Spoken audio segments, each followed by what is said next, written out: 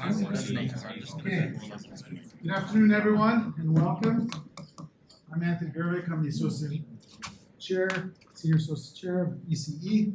It's my pleasure to introduce today's speaker, Dr. Curtis Ling, the ECE Merit Alumni Award winner for this year in our division.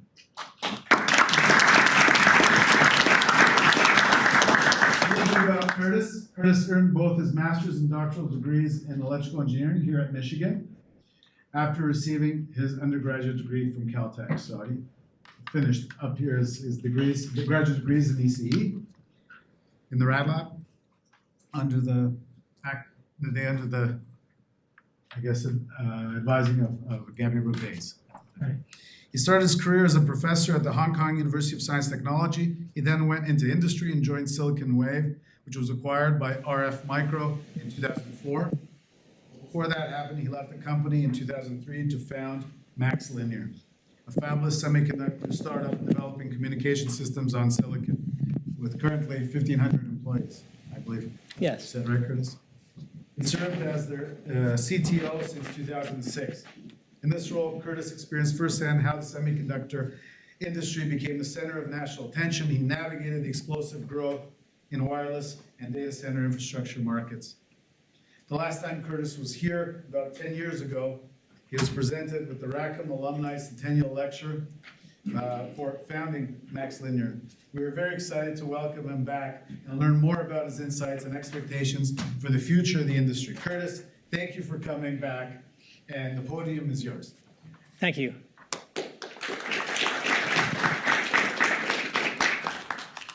It's always great to be back. There's a singer called Tom Waits, and I'm going to borrow a little from him and say that, you know, I never saw Ann Arbor until I stayed away too long. So I am going to do something ill-advised, which is to combine 4 large topics on their own together, along with some possibly fraught topics, and try to make that fit in 45 minutes and also sound coherent. So you should wish me some luck. But before I start, I wanted to say that they say, and it's certainly true in my case, that you don't climb your way to success, your team carries you there. And what I mean by that is, so when I accept this award, I don't do it with any kind of false modesty. I do it on behalf of the team that carried me here. And let me explain a little bit. When I was an undergrad at Caltech, my grades put me right in the middle of my class. And maybe it was like I was in the 50 plus epsilon percentile. And I never had any intention to go to grad school, let alone get a doctoral degree. But I took this class by this guy called Dave Rutledge, and it was microwave engineering, and I was inspired. I wanted to build a point-to-point microwave link. This is back in the mid-'80s, so I'm pretty old. But so I approached him and said, hey, I want to build a senior thesis project or a senior project with you. I want to build this point-to-point microwave link. And he looked at me sideways because I had only gotten a B in his class. So he said, yeah, sure, but why don't you just try building an oscillator? Because I was trying to do this in a single semester. Well, I got the microwave link to work, and he was really excited. So he then said, well, why don't you do a proper senior thesis with my student here, Gabriel Roubaix? And so I started working with him, and that's how I ended up at University of Michigan. So it's no doubt that without that kind of belief in me, that I would have never even been accepted by Michigan, and certainly not at today's standards. So this is our research group back in the early 90s, like 1990 or 91, something like that. And amongst this team of people are all sorts of luminaries that would put my accomplishments to shame. My thesis was this 94 gigahertz integrated monopulse receiver, quickly forgotten. Nobody really cites or knows this research, but it did generate this really cool picture that I try to use as much as often as possible. The real accomplishment of the research group is not this, but the people that they influenced and the people that they influenced and so on and so forth. That is really what's great. Now, when I finished up here, I was really sick of millimeter waves. I wanted to have nothing to do with it. And furthermore, I really hated academia.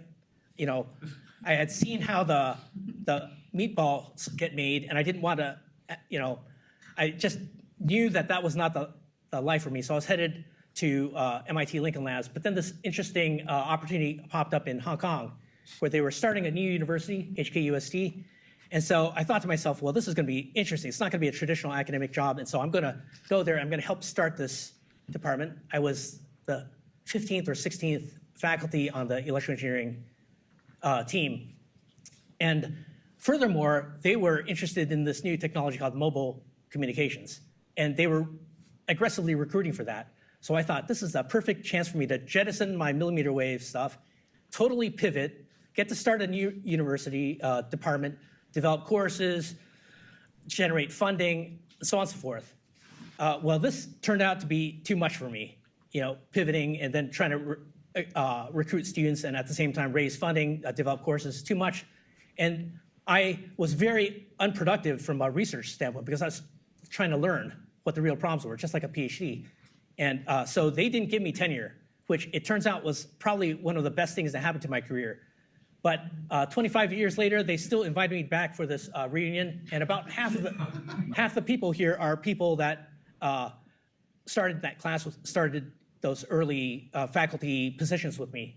And they remain some of my favorite people. I learned a tremendous amount from them. So I always joke that I got way more out of HKUST than I put in. Now, having not gotten tenure, I took off because I knew I didn't like academia to begin with, and this was the perfect excuse to leave. And I joined a small team of engineers. These are my co-founders, and this is the CEO, Kishore Singh. And here we are building our own cubicles. And this is Gabrielle visiting us in 2004, right after we had finished building those cubicles. When I interviewed, so what happened was I joined a small company, not this one, not MaxLinear. Our first product was a Bluetooth transceiver, direct conversion. I'll talk a bit more about that later, but I don't think I did very well in the interview process. But Kishore saw something in me and said, hey, we got to hire this guy. And so I ended up joining that company, which was called Silicon Wave. And then that company went out of business about 4.5 years later. But a bunch of us quit to start MaxLinear. And so, again, had it not been for somebody who thought I had some potential, I wouldn't be here, right? So what was our first product? It was pretty unsexy. It was about as unsexy a product. Even back in 2000s, it was pretty unsexy. It's a TV tuner. Who watches TV these days? Who watches broadcast? Pretty much nobody, right? But all the TVs had it, and a lot, even though you guys don't watch TV anymore, at the time, a lot of people got their cable or over-the-air programming from it. You can see it's just like almost a work of art. You got all these coils tightly packed together, assembled and tuned by hand, and it's beautiful, but it burned a lot of power and it was big. And so our first product was a CMOS TV tuner, so small that 4 of these could fit in half the size of one of these boxes. And it burned so little power that here's a traditional tuner, and then this is our chip, barely noticeable on the side. So we were creating a huge amount of value by developing this technology. But we were also destroying a lot of jobs because there are tens of thousands of people working in factories building these modules. And so the TV industry itself was going through this kind of cataclysm where things that used to be art became digitized and therefore commoditized. So let's take a look at for example, a TV tube. Nobody even has seen a TV tube probably in this room except for the older people amongst us. And it was also kind of an art-like, you could say, engineering feat. You had to tune these coils so that they would produce a nice linear picture. And this was quickly superseded by the flat screen, like an LCD, and then plasma, and then, of course, OLEDs. And so something that gave companies like Sony a tremendous advantage, which is to understand this stuff, quickly became irrelevant. And same thing here. Module companies that specialize in fine-tuning these coils and getting it just right became irrelevant. Same thing with modulation. We went from NTSC, where you were trying to get 53 dBs of SNR out of this, and that went to digital modulation here. So this is NTSC, this is DVT. The skills required to convert this analog signal into another beautiful analog signal became quickly irrelevant, and so anybody could get a beautiful picture. You didn't need to have all this fancy stuff. That has a lot of analogies to, for example, electric vehicles and internal combustion engines. Or you could think, well, maybe there's something, and I might be heretical in saying this, but maybe years from now, someone will look at this chip and say, man, back in the day, people used to hand design these analog and RF circuits, and now it's just, you tell the computer what you want and it produces it for you. That may be the way of this. We don't know. But to appreciate this achievement, which is to take all these otherwise complex circuits and integrate them into a single chip in bulk CMOS, this is commercial CMOS, we have to take a time machine back. So we have to go back maybe 25 years. If you let him fix Yeah, sure, go ahead. That would be good. If there is any questions anybody wants to ask while you're fixing this. So we're going to take a time machine back 25 years and actually pay attention to what people thought about integrating circuits on a chip. Oops.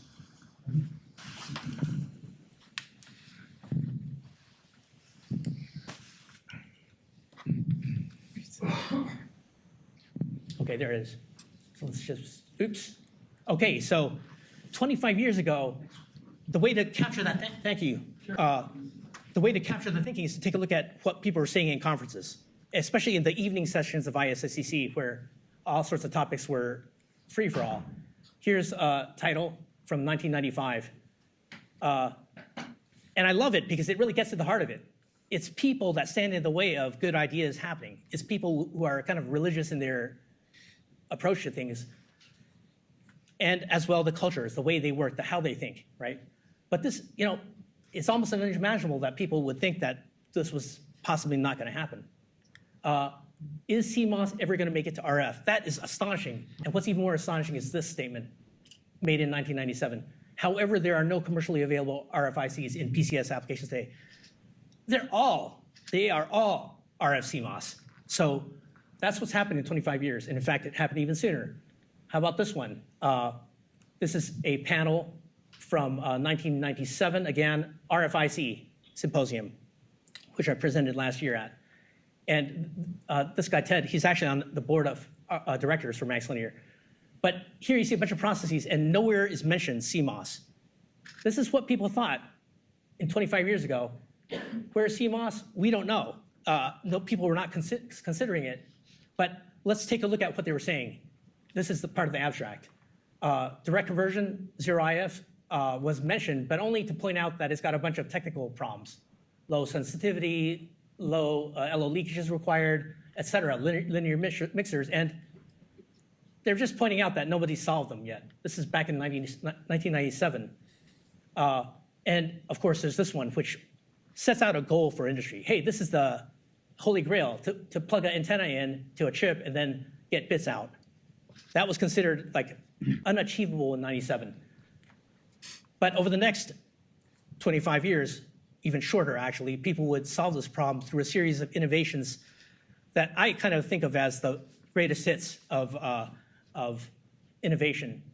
There was the harmonic rejector. So this basically digitized the mixer and allowed you to reject signals at harmonics. So you could tune over many octaves. In the case of the TV tuner, it's like 4 octaves of frequency that you got to cover. So this was a great one. They used it in the transmit side. MaxLinear turned around and used it in the receive side and made it successful. It achieves incredible performance. In order to tune across those wide range of frequencies, we had to use some digital techniques. And this is one by Abidi and his group, again, back in the late 90s. we were talking about in-path filters earlier. This goes back to 1947, and this was critical for achieving selectivity in front of the mixer. This allowed integrated RF circuits to achieve levels of selectivity and rejection of out-of-band blockers that exceeded those hand-tuned discrete component receivers, which a lot of people didn't think was possible. Of course, I have to mention one of the most important developments, which was once you were able to put these things on CMOS, the real outcome of that was not, okay, RF CMOS is lower power, it's that the RF CMOS can sit juxtaposed to digital signal processing, and then you can use all sorts of signal processing techniques to make your rather crappy analog circuits often much better. So this is really critical. This is a really nice paper. And of course, the ultimate goal of digitizing stuff relentlessly is to just push the data converter all the way to the beginning. And this started being done in commercial applications with UWB, which wasn't a smashing success, as you may have noticed, but it was the trend. It was where things would go. And as well, together with that, efficient ways of processing the signal, the spectrum, once it became digital. All these innovations would eventually come together in a series of chips that MaxLinear's team is really proud to have association with. And that starts with the Bluetooth chip that I mentioned. We were the first to integrate this in CMOS. We published this in ISC. This was with the prior company, Silicon Wave. And Glenn Chang is one of the co-founders of MaxLinear. Back then, maybe 1 in 100 might know what Bluetooth was, and today you just approach anybody on the street, it's probably a 50-50 or even better that people know what Bluetooth is, because it's deeply embedded in our lives. It's remarkable. It's been such a significant technology. I talked about the tuners. That happened in 2007 when we had a chip which outperformed even discrete components. There's a die. By 2011, we were digitizing the entire cable spectrum up to like 1.3 gigahertz. And so this was done at high resolution. You talk about like the 50 dBs or so of SNR you need. You can do this, you could do this in 2011 across 1.6 gigahertz worth of spectrum. By 2016, RF CMOS has started penetrating some of our most critical infrastructure. This is a wireless backhaul network, lots of dishes, conveying critical information. The downtime on these is actually better than fiber often because you don't have anybody digging trenches and cutting your wires. And by 2018, we were the first to introduce FinFET transceivers, FinFET-based transceivers in wireless access. So this is stuff going into base stations. This is an 8-lane transceiver capturing 400 megahertz of instantaneous bandwidth going into both macro cell and massive MIMO systems. That is less than 25 years. It's basically 20 years. So let's now take a look at what that has done to the market. In the case of cable, where you're digitizing the entire spectrum, here's the entire cable spectrum with some notches in it. We drove both the throughput in each of these devices as well as the power efficiency measured in power per bit or power per channel down by orders of magnitude. This is kind of like, oh, another Moore's Law plot. Who really cares? You're just doing what everybody else has done. That's right, exactly. It's great that Moore's Law has become just so prosaic. You know, there's nothing remarkable about it, right? This is where the direct conversion tuners hit, and this is where things started becoming entirely digitized with a higher performance ADC. Let's say ADC first. Let's take a look at microwave backhaul, because this is one of the most challenging RF designs out there. Here's a legacy design, all in discrete components. You can see the signal paths here, and there's discrete power amplifiers as well. This is designed for a single band at 38 gigahertz. We replaced this with a single chip which could cover 5 to 45 gigahertz in 28 nanometer CMOS, much tinier. 2 packages cover this entire range, but it's one piece of silicon. And it achieves incredible performance. It's done in, again, 28 nanometer CMOS, it's not even a FinFET technology. And not only were we able to cover this entire band, but we also implemented features that customers were telling us they didn't really want. Okay, so this sounds stupid, but there's channel aggregation, and there's this other feature called closed loop PA linearization. Channel aggregation just means instead of having a dish that supports exactly one channel, I'd like to be able to combine channels in different frequencies and aggregate them both on the transmit and receive side. That seemed to us like a no-brainer because you got this huge dish, you got all this infrastructure, and what? Are you kidding me? You just want to send one channel down that thing? Why wouldn't you amortize it across other channels and get more throughput, flexibility, and so on? We knew it was going to be hit. We put it in there. Easy to do if you've got really good digital signal processing. The other thing is this closed-loop linearization. Not only did this have transceivers covering those wide ranges, but it also had feedback paths. So you could have a power amplifier, it's blasting power out. You sample a little bit of it at much lower powers. You digitize that, and you look at how nonlinear this thing is. You do this instantaneously, and you can cancel out the nonlinearities that are produced by the power amplifiers. And this makes them dramatically more efficient. Talk more about that later, right? And it turns out we started this in about 2014, 15, and soon after it came out, everybody was asking for these features. So with this chip, we were able to capture about half of the market in the world. This chip is now shipping to about half of the design wins. So every time you look at a tower and these dishes, you're looking at a potentially a MaxLinear product powering it.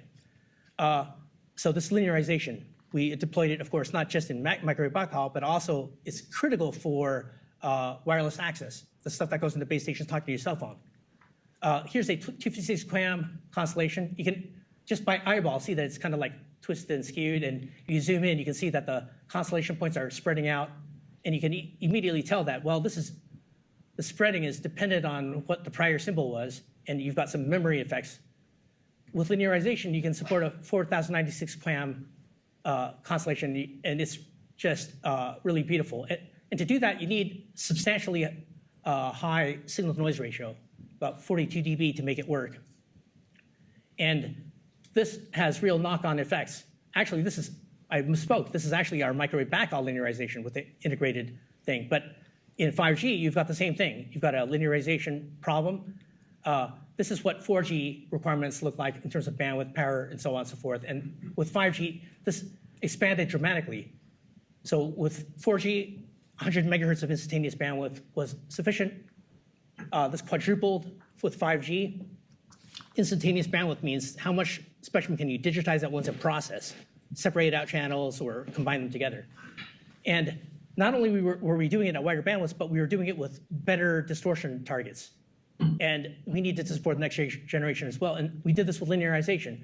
So just really quickly, we went from a efficiency of below 40% or about 40% to above 50%. And on a single sector for massive MIMO, this translates to a quarter of a kilowatt of savings. And then you've got 3 sectors, and then you've got hundreds of thousands of these being deployed. So this is a real energy savings. 5G operators complain that they have never recovered their investment on 5G because they're selling more bandwidth, yes, but people are paying less for it.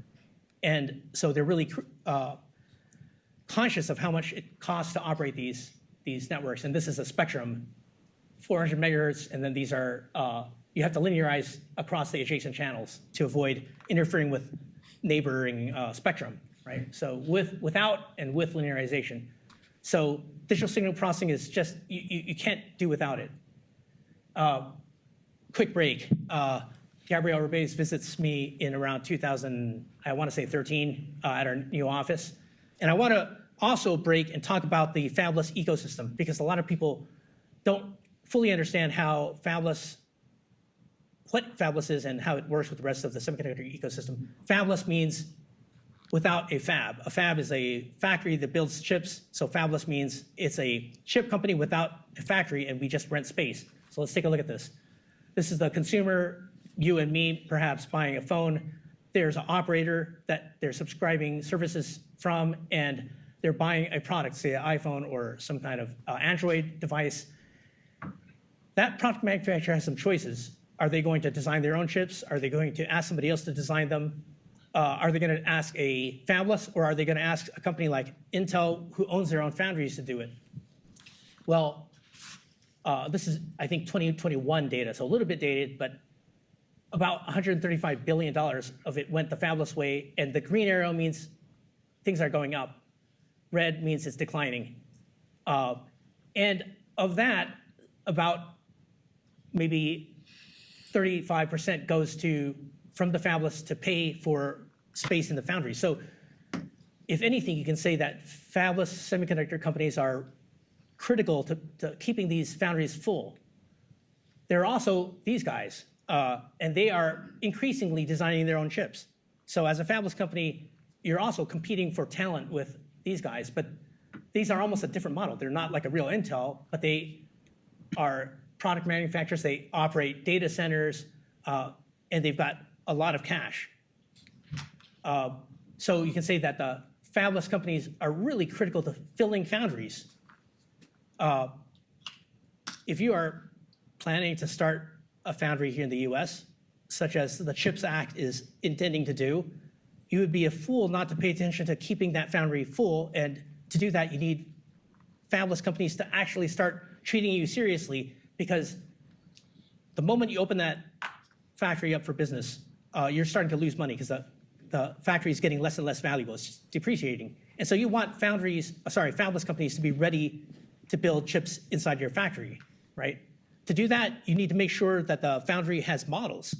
The foundry's provided models, and furthermore, it's got intellectual property, such as cells that are widely used, like memory cells or USB ports or PCIe interfaces. A lot of companies that start, most companies that start, don't want to design their own memory cells. They want to have something that's reliable. They don't want to design their own USB ports or PCIe. They want to have proven IP. That takes years to develop. So if you open a foundry, your work started years ahead to just get the models out, to encourage IP vendors to take you seriously, to make that available, so then people can, Fabless companies like MaxLinear, can then use your process. We have to create demand. We have to figure out what products to build and what the competitors are, what the features are. We have to innovate to be able to actually differentiate our products from someone else's. We're not just slapping together a bunch of features and just cranking out this product. We've got to have a reason for existence, which means that our products better be faster, better performance, lower power, smaller size, less heat dissipation. So we got to innovate. That requires smart people and great teams. We have to negotiate with foundries. We got to actually develop the models, because sometimes the foundry models aren't adequate. We have our own semiconductor modeling team. We have to gain the trust of product manufacturers and operators. We have to shape the standards, because we want, and I'll talk about this more later, we want a standard that applies worldwide in a unified market. And then we have to spend tens, or in some cases, hundreds of $millions of dollars footing the bill and taking the risk to build a product with no guarantees that anybody's going to buy it. And this is what keeps foundries full. So again, if you're trying to start the semiconductor manufacturing business in the US, you really ought to be paying attention to the interaction between Fabless and pure play foundries, right? So one thing you can say for sure, there's been too much media attention on how behind the US is in semiconductors, and this is simply not true. It's not true in at least two ways. One is, in semiconductor design, we are dominant, and dominant doesn't even mean to describe it. We've got maybe like 70% market share in terms of value created compared to the rest of the world. The next closest one, any guesses who it is? Taiwan? It's Taiwan, that's right. It's 11%, so it's like factor of 5 or 6, right? And the next one after that's like maybe China at 6%. We are not weak in semiconductors. We don't manufacture them here. We don't have full control of that technology. That's true of most countries, including China. There's not one country that has all that technology. Even Taiwan requires software and equipment from other countries, right? And we've also dominated electronic design automation. That's another 70%. Keep this in mind, because this is going to be really important. But just to give you a sense for how fast this is growing, this is Fabless. This is the rest of the semiconductor industry, and this is integrated design manufacturers like Intel. And this is off of a 2003 baseline, so it's grown by a factor of 4, maybe over 20 years. and this has grown by a factor of 10. Although I dare say that some of this is probably pandemic induced, so might be a blip, but nevertheless, even here, it's outstripping in terms of a rate increase by a factor of 2. Okay, let's now take a look back at that product map. As a company, we've had to go from TV tuners and quickly proliferate into other markets. So we had to take a technology and apply it to other markets, which means that when we were starting the company, we had to think of the technology we were developing as not a single technology solution, but a way to build a platform. And that platform was digital signal processing powered analog mixed signal circuits. And this allowed us then to quickly develop. It focused our recruiting and our team building. We're not just looking for people good at RF design or a specific specialization or domain expertise in cable tuners. We're looking for great engineers who can take any signal process, any signal processing algorithm or a domain and run with it. And we want teams of strong digital guys, strong analog guys, people who can speak both languages, right? Also firmware, left out firmware. There's a tremendous amount of firmware. Like this has about 12 processors running on it and a custom vector processor for linearization. There's a lot of firmware involved. So everything's looking great here, right? Well, around 2016, something happens. Someone got elected and they decided they're gonna launch a trade war with China. And it's not just here, but this continues out and it continues to do the same and it's actually intensifying. So this is going to have significant impacts on the semiconductor industry. Let's take a look at what's going to happen here. Well, when you have a trade war, let's take a look at what we're doing. We're taking the risk that we talked about. We're investing in developing a market solution. And from that, if we're successful, we get some profits, which then we can reinvest. And this thing is, it's like if you're really good at this, you spin up a flywheel and you go from a few $1 million to $1 billion revenue in a period of 20 years, right? But what's critical here is the rate at which technology improves is bound by how much money you have to reinvest. In other words, and this is something that David Liddell, a venture capitalist who invested with us through USVP, he pointed out in a IEEE, I think it was Circus magazine, he pointed out Moore's Law is really as much a finance law as anything else. You can't advance technology if you don't have money left over to invest in it. And so your rate of increase is proportional to how much money you have left over, right? And also how intense the competition is. So what happens here? Well, when in a trade war, you are a market leader and you've got, say, 60 or 70 or 80% of the market, guess who loses? This is a worldwide market and you're chopping off one of the biggest consumers of technology, this is China. You're cutting them out. And as a result, we'll see what happens. But in the case of mobile infrastructure, you have 2 of the top players, top 4, Huawei and ZTE, they're gone. That's 45% of your market. That sounds bad, and it doesn't sound bad enough. Because guess what? Who are the real innovators and leaders in that market? It's Huawei and ZTE. And these were the traditional guys, and they were getting their lunches eaten. So these guys were providing critical innovation and energy and competition to the market, driving the prices down. I am not an apologist for China by any means, but I have worked with all these companies, and these are outstanding engineers, just from a technical basis, and they execute really fast. They execute almost as if they are entrepreneurs. Okay, you took out these really competitive up-and-coming guys, and now you're left with these guys. I can't offend them because certainly not on record because they're never going to buy a chip from MaxLinear again, but just say that competition is going down, right? So it's even worse because these guys are aggressive. They're willing to adopt new technologies, such as what MaxLinear might produce. And these guys are slower to adopt it. So when you come out with a new chip, these are the guys that are likely going to buy it from you and not from the incumbent because they know they can fully appreciate the value you're creating. Now, what do you think happens to profits? It's disproportionate. If this guy got cut in half, this is not cut in half. This is cut off even more. Now, why is that? It's simple. just because your market got cut in half doesn't mean that the market looked at you and said, "Oh, poor MaxLinear, your revenue got cut in half. We're going to reduce your development costs by an appropriate amount to compensate." No, your investment costs are exactly the same. And if you made this investment in 15 or 16 on some model, and then the trade war comes and whacks you, you've already spent that money, and now you're just getting less return for it, right? And that fixed cost is a larger proportion of the revenues that you brought. So your return on investment has been hurt. First of all, market leaders, the ones who have a big market share, are the ones that are going to get hurt the most. That's US, by the way. That's the 70% market owner. There's less competition. I mentioned that already, right? Less competition means higher prices. There was actually like this NPR Marketplace report about how transformers, the things that you see sitting on telephone poles for supplying electricity to like a housing development, those have gone up in price some ridiculous amount. I don't know, like 2, 3, 4x. And there's a shortage of them because we have a trade war with China and we can't import them, and they happen to make most of the transformers. What else? Individuals lose, taxpayers lose. All your government contracts cost more, and you get less from them because guess what? Stuff costs more now. And most importantly, from the standpoint of Moore's Law, you just have less money to reinvest, less money to hire graduate students, to build up design teams, to design new products. It's just bad all around.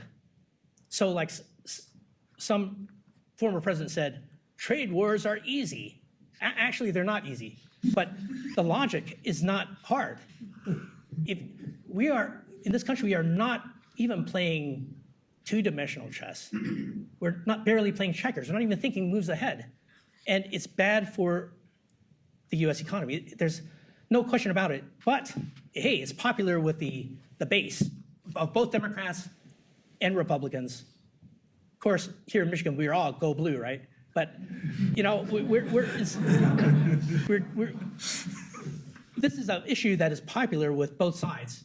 And therefore, everybody loves to beat the drum of trade war and like, let's up the sanctions. I think, and I'll go on record as saying this, I think we will find that, in looking back, that this will be one of the biggest blunders in policy that the US has made. And it really breaks my heart because I'm an entrepreneur. I love this country. I love that we've concentrated so much great brain power under a free-thinking society. I don't want that to go away. All right, kind of enough about that, but notice that this infrastructure is all foreign dominated. This is another thing that people noticed. Hey, where are the American companies developing the technology underlying the mobile networks? Well, the US finally took belated notice of this, and they wanted to get back into mobile infrastructure. There's a effort now worldwide that's been going on since 2018 or something like that called Open RAN, or Open Radio Access Network. What is it about? Well, it's about making standardized interfaces and definitions and partitions, connecting them and disaggregating them so that we can actually compose systems from different vendors. So you can compose a network of different competing, you can pick the best front end, you can pick the best layer 2, and so on and so forth, and this keeps on going up the chain. This looks like a great thing because now we don't have to rely on proprietary networks developed by Ericsson, Nokia, and so on and so forth. We can actually pick the best. But what are some of the challenges? Well, number one, who's going to keep these things running? Who's going to optimize their performance? Who's going to solve issues like I have a cell phone drop, or there's a large number of cell phone drops driving along the section of the freeway? Who's going to solve that? Who's going to debug it? How's it going to get debugged? This is a very serious thing, and they're going to have to make money doing this. And by the way, Ericsson and Nokia don't have really great margins. They struggle. Maybe they're doing a little bit better now, but this is not an easy thing to do. Second thing, you have to scale this. You have to get economies of scale, which means you have to have enough money to pay for silicon development, for custom chips to get you the lowest power consumption, the best performance. Somebody's got to fund that, and you cannot fund it if you just are starting out because you're not even making money yet. How are you going to pay for a $100 million custom chip development, or $500 million perhaps when it's all told? Thirdly, it all comes down to people. You need domain expertise. So you can say that Ericsson, Nokia, Huawei, ZTE had a run of close to 20 years where they were putting these networks out, starting with LTE, 3G, LTE, and so on and so forth, and they were developing an entire workforce that understood how these things worked, how to optimize them, how to build really competitive networks with great performance, and all the little issues. And then they would now they were in the position of specifying it. So they'd work with companies like MaxLinear and say, hey, you got to meet this specification with your chip design. But behind that specification is a bunch of expertise that takes years to develop. Who's going to do that here? There's just like a vacuum. And it's not something that university can easily address because you're only part of the equation. Chip designers are not in possession of that domain expertise. We don't operate networks. Okay, this is a critical thing. We might be able to overcome it with test beds inside universities that private and public collaborate on to solve problems, right? Let's change gears now and talk about, technologically speaking, what might happen in the future, right? Okay, so I'm going to do this in 3 kinds of focuses. One is what's going to happen with semiconductor processes to drive performance.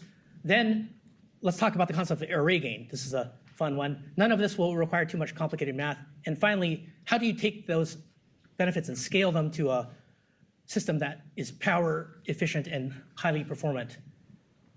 All right, so let's start with process and performance. The obvious thing is, okay, you got better transistors, you can make better circuits. If you innovate in circuits, that's on top of that, and you can then take a limited bandwidth and just speed things up and just get more bandwidth. And of course, bandwidth is the fastest way to increase capacity. It's linear as opposed to some kind of log function, which we will mention shortly. And fast or high bandwidth means you need to just capture as much bandwidth as you can. So you can aggregate across multiple bands. You can really leverage high-speed data converters.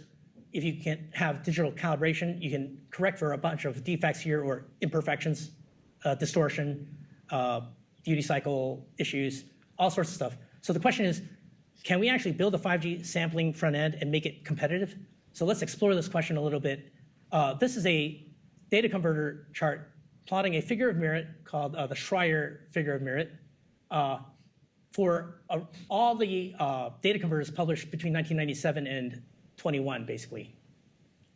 And what it shows is a higher figure of merit's better, and it's evolving with respect to time. And as you go to higher frequencies, you get this kind of degradation. So this figure of merit is signal to noise ratio plus log of a sampling frequency over power dissipation. So higher power dissipation, worse figure of merit.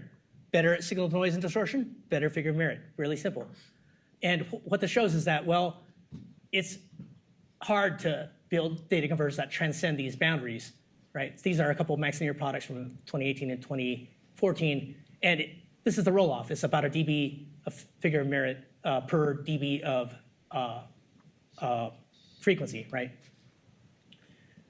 So this tells you that maybe we should be able to build a 20 gigasample, 11 ENOB, this is like 11-bit effective resolution, burning 12 watts.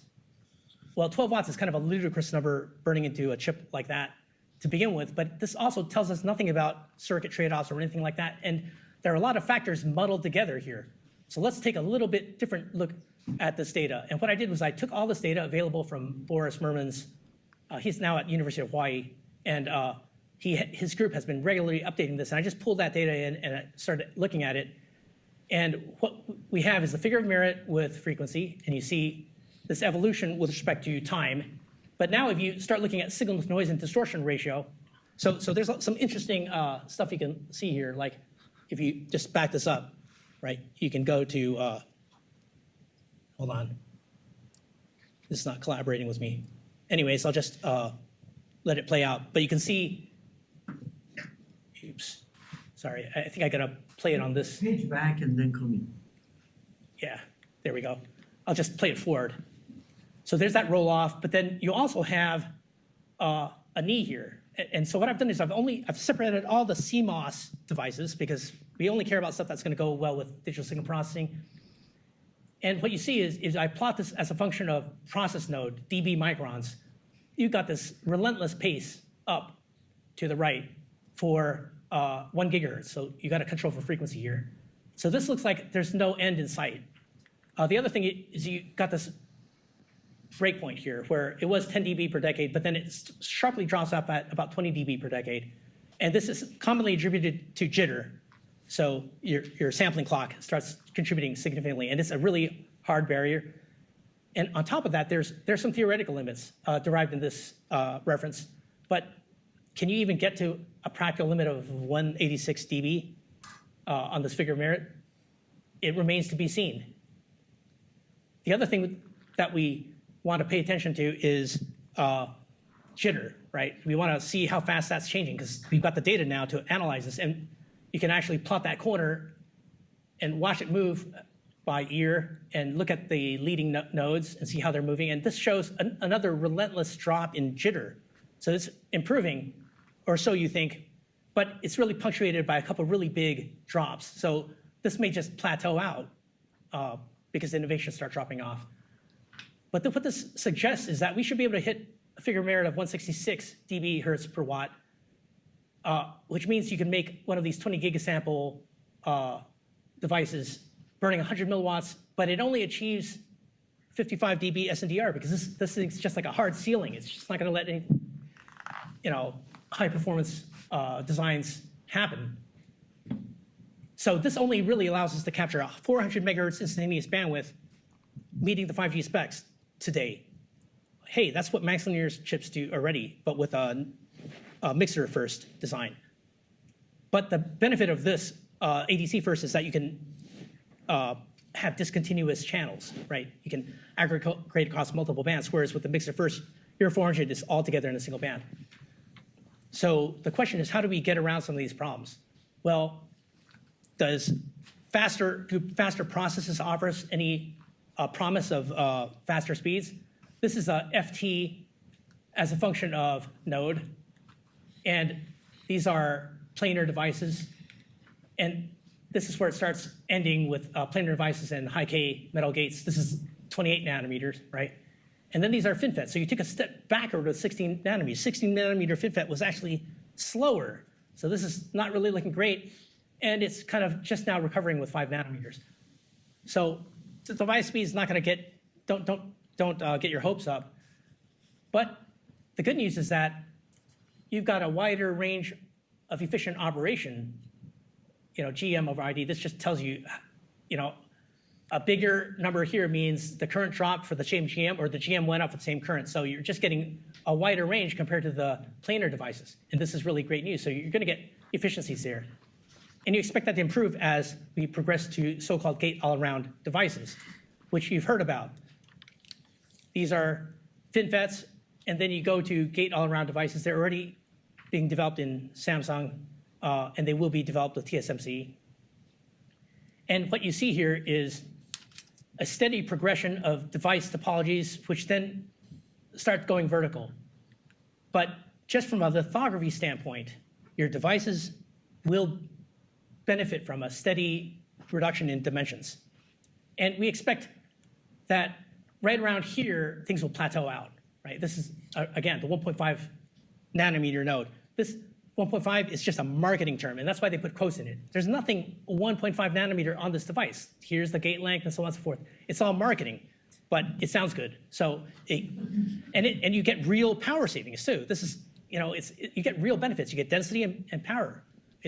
And so many of the devices are dominated by digital power. So digital power and density are so critical. Already with 5 nanometer, which is not even on this chart, you get like 30 million gates per millimeter squared. This is an astonishing amount of compute power in a ridiculously small size. So 1.5 nanometers here, we predict that we can get this 166 figure of merit. And some of that comes from just geometrical arguments. You're going to get better parasitics. And so about a 0.5, 0.8 dB reduction in the switching energy per dB micron, the reference cited here. Next, let's talk about array gain, because the devices aren't going to get us there. The better circuits aren't going to get us there. Let's talk about array gain. This is a 5G transceiver, and ADCs are already a dominant part of the power consumption. And if you count IOs in the ASIC DSP, that's 61%. And on the transmit side, it's similar with IOs and DAC power and the DSP burning a ton of power. right? So we really need to reduce data converter power is one clean message, and also the I/O power, right? Here's a paper back in 1991 from the Caltech group that I was part of before I started grad school. And Zoya was doing this work in the same lab as I was working, so we interacted a lot. And the idea was, well, why try to get all the power in one device? Why not just make an array of these in a grid, and then you combine the power combining in space, which is almost lossless. You just have propagation, right? You don't have metal losses, which are exponential with distance, right? And with this, you can get very high powers, and you're combining the antenna function so you get it focused in a given direction. And they had this device that you could irradiate, and there's this grid in the back that reflects some of the waves back, and then this thing syncs up and starts oscillating and generating lots of power. And I was always thinking, well, this is cool, except what if you're able to actually put a bunch of logic here and control each of these nodes individually, right? And back in the late 80s, early 90s, this was a pipe dream. But if you could do that, then you have a number of really exciting benefits. Let's just go through them. First of all, transmit power proportional to the number of antennas, right? You just add up the power. Antenna gain proportional to the number of apertures. It's the effective aperture. Effective radiated power goes up as n squared because your power is going up and your gain's going up. Same time, so you get n squared. This is pretty good because your effective isotropic radiated power is what you receive at your handset, right? And this means that if you were to keep EIRP constant, as might be dictated by a standard, then your power density goes down, or power per element goes down by n squared. So you make this thing bigger, and the heat power problem starts going away. Well, this is pretty great. Now, with that reduced power density, you can reduce the weight of your devices. You increase their reliability. There are all these really practical issues that just get better. Now, I've drawn these transceivers behind each of these antennas as having data converters. Well, their quantization noise is uncorrelated because the signals going there are uncorrelated, and also a lot of times that so-called quantization noise is really just thermal noise because your quantization noise is a couple like maybe 12 dB or 60 dB down from the thermal limit, so that you're not contributing quantization noise. So that uncorrelated quantization noise results in a post-combining. After you combine all these signals together from all these elements, you get an factor of n improvement in signal noise distortion. We just went over how difficult it is to get SNDR just by circuit and device means. So this is really great. Phase noise is also uncorrelated. You've got oscillators behind each of these elements that is independent if each one of them has an oscillator. So now your phase noise is going down as 1 over n, and there's some references here. So this is really great. You get better EVM because we saw that phase noise is a really critical limiter, and as such, that lower jitter also contributes to SNDR improvements. So you get all these really great things. It tells you that by making your array bigger, you have some extra stuff that you can play around with in terms of the trade-off space. You can trade off the SNDR improvements for bandwidth or power. Let's take a look at how this might work. But before we do that, let's understand how ADC power trades off against signal to noise and distortion, because we're really looking at the trade-off of SNDR. And if we're trading this off against power, then we got to know how ADCs will drop in power as you degrade the SNDR, right? Again, pulling from the same data and analyzing it. This is power, and then this is signal to noise and distortion, right? So let's hold frequency and process constant. To do the analysis, you really have to control for a lot of variables. We can do this. All right, so now we're controlling for frequency and process. The diamonds are FinFET. These are all CMOS, and you can do different fits for different processes, right? And so that fit is just a regression, and you get excellent fit, suggesting that you get anywhere from 0.7 to 0.9 dB power improvements for a given dB of SNDR. It's not really one-to-one, but you still get improvements. So if you degrade the SNDR, you can pick up some power improvements, or your power goes down. So let's use that in the 5G setting. Here's the same fit.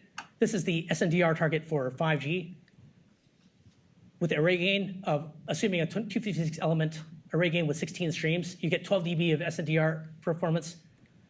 That translates to 0.8 dB SNDR improvement from that trade-off that we talked about, or the power improvement, and then 7 dB for process.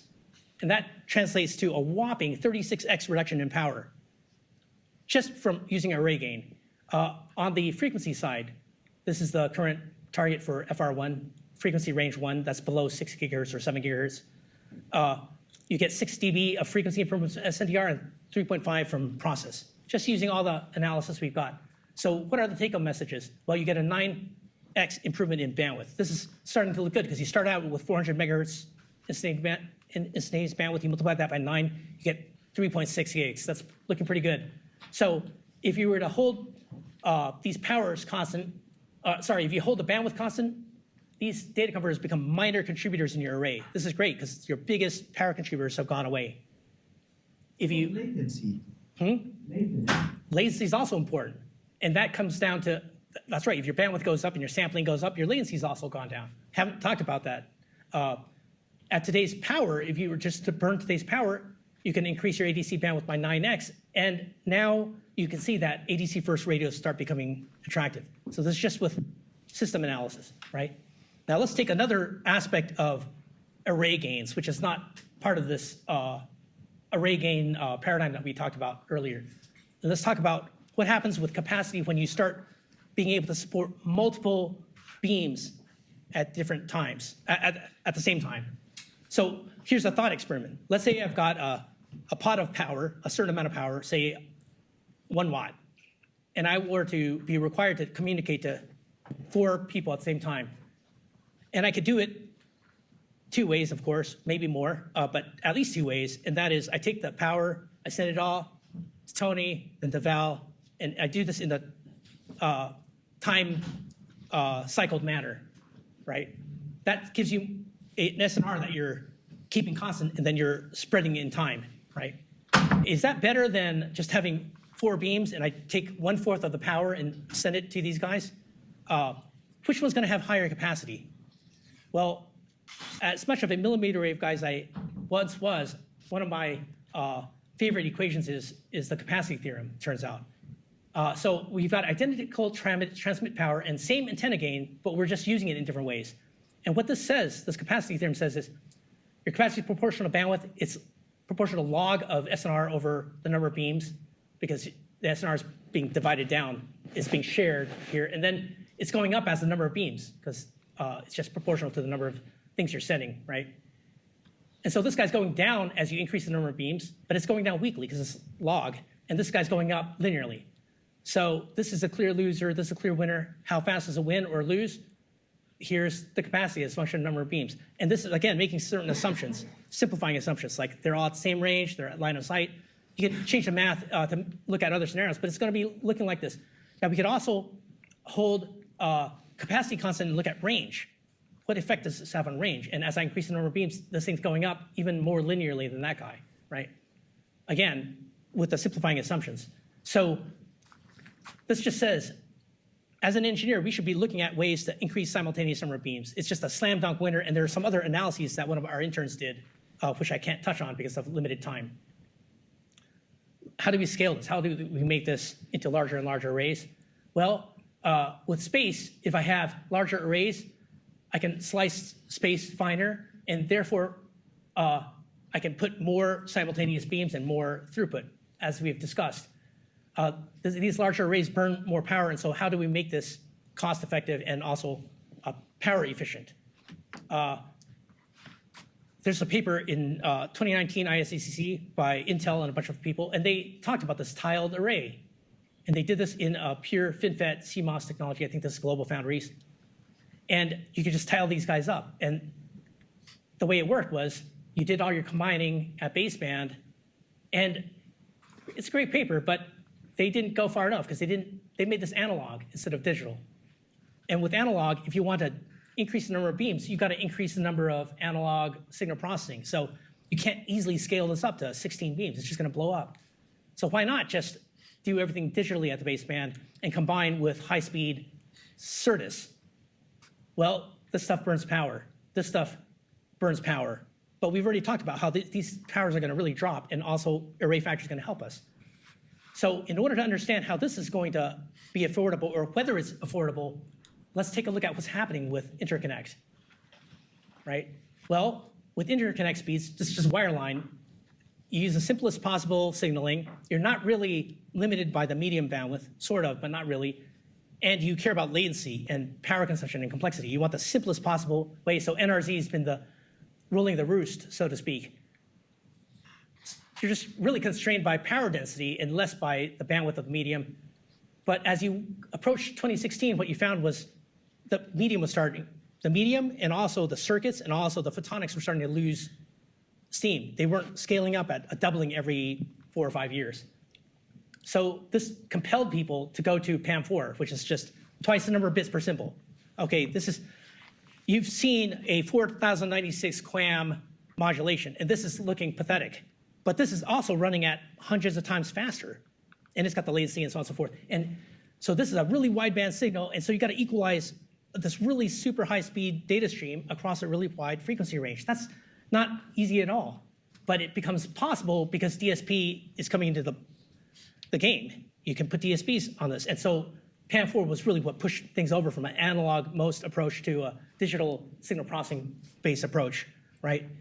So let's take a look at what's happening inside the data center. Here are some servers. They're hooked up by a fabric of switches, and then they go outside the data center. But a ton of traffic, most of the traffic is back and forth between these servers, among these servers, right? It's called east-west traffic as opposed to north-south traffic coming out of the data center. And all this is optical now. And it's not just optical, it's going to single mode. It's mostly single mode fiber. I won't go into details of what single mode and multiple mode are, but single mode is faster and can go virtually unlimited distances. This has evolved. This is all like outside the data center, and this is inside the data center. We're currently at 100 gigs per wavelength of laser light. So you have a bunch of lasers, and each laser is going to be carrying 100 gig per lambda on PAM4, and it's going to 200 gigs. So this is what we're working on now. And if you take a look at the evolution, this is before 2008, it was all a gig. Now it's starting to go to multi-mode. The color codes correspond to the different fiber types or media types. And by 2017, that's when things started flipping over to PAM4. PAM4 starts getting standardized and used in backplane as well as in fiber and wireline. And by 2020, single mode fiber is dominant here. Nobody seriously talks about it inside big data centers. There's still multi-mode at much shorter reaches, for example, for supercomputing, right? And this is where PAM4 kicks in. So let's take a look at why these modes of communication and energy efficient are so critical. Well, here's a heat map of a server. It's a simulation, actually. These are the optical transceivers. And this is like the switch, which is burning most of the power. And so you're thinking, well, the optical transceivers are really not burning that much power. What's the big deal? It is a big deal, and here's why. All the air is getting heated up by these guys in the front and flowing over to cool the server. This is close to 0.5 kilowatt of power. And it limits how densely you can place these things, not just because this has some heat requirements, but also because the lasers are getting worse at higher temperatures, and they are the least reliable, most finicky components. So you got to keep this temperature below 70 Celsius, and so you are thermally limited. You cannot put more of these things in without blowing stuff up, right? So we detected a market opportunity. We were good at DSPs and high performance data converters, and we built a 800 gigabit optical transceiver in 5 nanometer. This is probably the first chip implementing a communication system that was done in 5 nanometer. And in fact, we beat companies like AMD to taping out 5 nanometer. And it's got 800 gigabits coming in from the host and going out, and 800 gigabits coming in from the optical going back to the host, like which would be a switch or something like that, maybe a server, right? And this is like 16 millimeters across. It's teeny. And here's the eye diagram showing the different levels made possible by digital signal processing. There's pre-distortion here. So at those really high speeds, we are not just doing simple equalization, we're actually linearizing the crappy photonics that we got to deal with. No offense to all the photonics people here, right? This is remarkable. You're doing this at incredibly high speeds. And when you look at the trend that this forecasts, this is a line showing energy efficiency at a certain density as a function of distance. And what you see here is it follows this kind of logarithmic decline. And there's a sharp drop here once you start dealing with photonics. This is all electrical, and then all of a sudden, once you start introducing photonic devices, your energy efficiency goes to pot. And we've been able to push that, right? And these are going to continue to improve. But what this means is that if I extrapolate back out to the interconnects of my different chips, it predicts that I could do a 30 milliwatt, 112 gig link between chips. This I can then deploy to implement my digitally interconnected array. So everything you can think of a phased array as just a data combining and waiting problem. And if you can do it better in digital, you're better off doing it digital because you also have more flexibility. So now I can stitch together all these transceivers with a digital backplane because transceivers and SerDes are cheap both in terms of power and area. And this, what might it look like in an implementation? Well, here's an array of antennas. And then on the backside, they're stitched together with silicon and high-speed SerDes, and so that the data can then flow any which way, going in and out. So what's the take-homes on this? Well, the physical topology is completely independent of the array size or the number of beams. You just throw more signal processing and you budget for it to handle these devices, these beams, right? You can have a flexible number of beams and it's set by budgeting again, right? You don't have to redesign your board. You don't have to, there's a lot of headache involved in that because that's all being hidden by the digital signal processing. You can scale this to larger arrays. There's, in principle, nothing preventing you from making a much larger array than this because the mechanisms for synchronizing these chips is the same as just dividing analog signals out. And furthermore, this is something that's not appreciated, but you've got, again, 50 million gates per square millimeter, and it's just going up. These are incredibly powerful compute platforms. It's even better than that, though, because your data from your scene or whatever you're collecting is coming in parallel already, so you don't have to distribute that data. So you've got essentially a systolic array. Systolic is just a fancy word meaning you've got identical copies of processing in a similar way. And you can, of course, put all sorts of things on it. You can do routing. You can eliminate the sensitivity to yield. So if one of these antennas dies or transceivers dies, it's no big deal. If the power amplifier dies, it's no big deal, right? So this is great. And systolic arrays used to be in vogue back in the 80s, went away, and I came to realize that there are a lot of interesting algorithms out there performing systolic processing that now become viable and almost come for free with the fact that you've got digital CMOS sitting right here, right? High density CMOS. So let's toggle back to geopolitics a little bit. Here's our 800 gig transceiver. This is like 1,500 times improvement from these tuners all the way to here. Again, it's like, another Moore's Law. Yeah, it's pretty great. And it's got these knock-on benefits. This is what's happened in terms of cost of the mask, just going exponentially. So this is really hurting your return on investment because you got to pay for a mask that's costing you $10, $15 million just for a single mask. If you get it wrong, you'll probably get fired. But other than that, nothing bad. And then this is the number of gates per design. So this is all MaxLinear stuff. This is not the industry as a whole. So MaxLinear was playing catch up, and then now it's more in line with the rest of the industry. We've hit the point where we've got a lot of digital functionality that's going in and it's limited by process, right? And yeah, that's the catch-up point. Bad news. Right around this time frame, two of the key foundries decide we're no longer going to chase the ultimate in FinFET technology, 5 nanometers, 7 nanometers, and deeper nodes. So that means less competition, which means the only one left is TSMC, and they can charge a lot of money, right? So now it's a monopoly. Around this time, the US passes the CHIPS Act. We've talked a bit about that, and the 5G Innovation Act, the fund. And then luckily, around here, Samsung decides, hey, we're going to play in the foundry business. We're going to offer this. They've been trying for some time, but now they're really getting serious about it. And they've got very competitive node offerings. So this is the upside, the good aspect of it. But this is what the CHIPS Act is all about. It's all about making sure that the US has access to this technology. And there's some desire to do it here in the country, but is it really necessary to do it in this country? And does it even make sense? Because the cost of catching up is so high. So dialing the clock back again, 25 years ago, there was this ultimate goal. And I'll just leave you this question. What is the right ultimate objective that we should be looking for. And maybe there's not even just one.